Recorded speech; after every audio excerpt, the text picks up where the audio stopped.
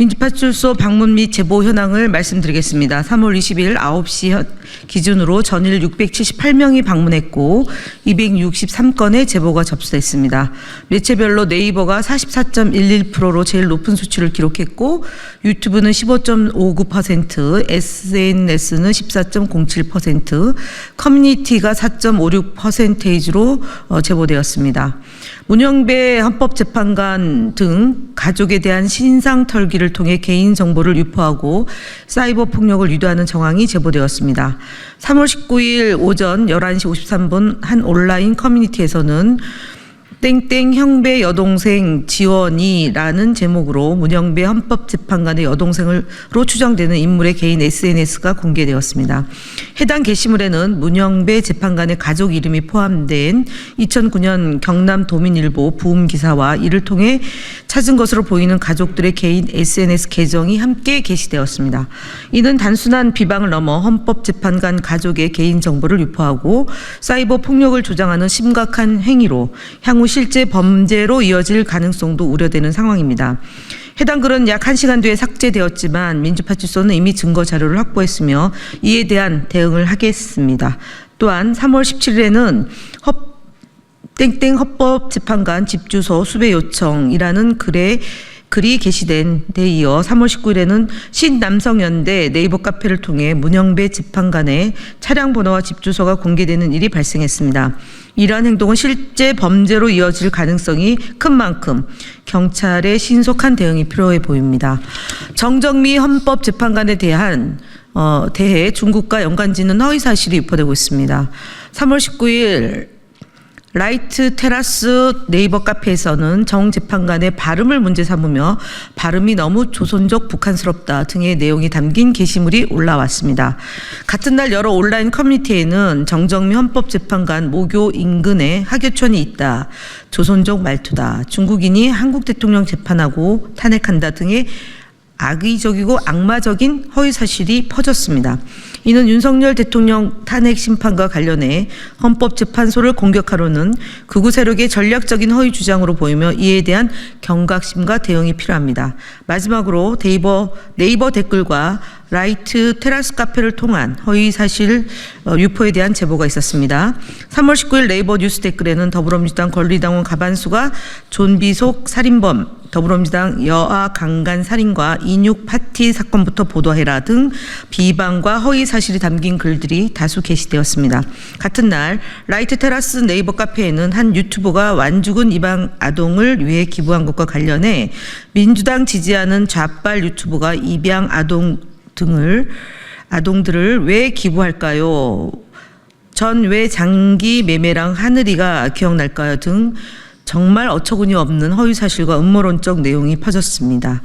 현재 네이버를 중심으로 허위사실 유포가 급증하고 있으며 이에 따라 민주파출소는 네이버에서 신고된 허위사실 및 비방 게시물을 집중적으로 조사할 예정입니다. 주요 대응 현황 보고드리겠습니다. 조선일보 허위 왜곡 보도에 대한 언중이 제소 계획을 밝힙니다. 조선일보는 19일자 일면 보도를 통해 거대 야당의 줄탄핵으로 헌재 기능이 마비되었다고 주장했습니다. 그러나 이는 통계적으로 전혀 근거 없는 주장입니다. 윤석열 정부 출범 이후 지난해 12월까지 헌법재판소에 접수된 탄핵 사건은 총 13건으로 전체 사건 중 0.02%에 불과합니다. 이는 헌재의 기능에 실질적인 영향을 미칠 수 없는 수준입니다. 그럼에도 조선일보는 민주당 등 야당의 줄탄핵이 헌재 기능 저하의 원인이라는 왜곡된 프레임을 씌우고 있습니다. 이에 대해 언중이 제소를 통해 바로 잡겠습니다. 서부지법 폭동 관련 동조 옹호 유튜브 영상에 대한 대응 보고드립니다. 지난 119 서부지법 폭동 이후 유튜브에서는 이를 지지하거나 동조하는 영상이 다수 확산되었으며 꾸준히 제보가 접수되고 있습니다. 특히 배승희, 신의 안수, 성창경 등 100만 명 이상의 구독자를 보유한 대형 극우 유튜버들이 이러한 콘텐츠를 제작, 유포하며 여론을 왜곡하고 있어 그 심각성이 더욱 큽니다. 이에 저희 위원회는 모니터링을 실시하여 119 서부지법 폭동을 동조, 옹호하는 유튜브 영상 89건을 유튜브 커뮤니티 가이드 위반으로 신고 조치 완료하였습니다. 다음 부정선거 허위 조작 영상 삭제를 위한 선관위 입장 보고드립니다.